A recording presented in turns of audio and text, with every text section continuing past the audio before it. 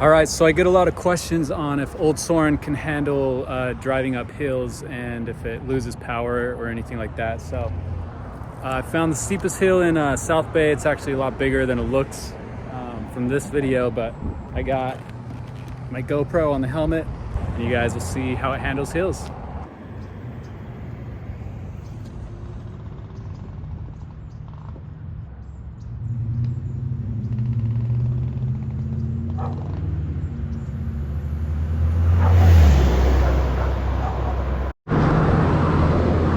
All right, so I'm doing this in only mode 2.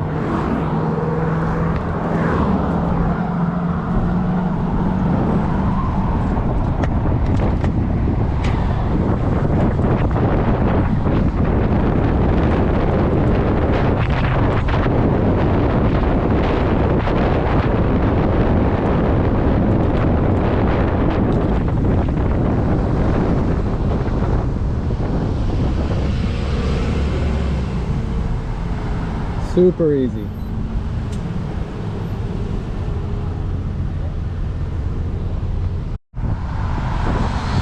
Alright, so this is another big hill, so I'm actually just going to stop right here so I don't get speed up to it. And here we go.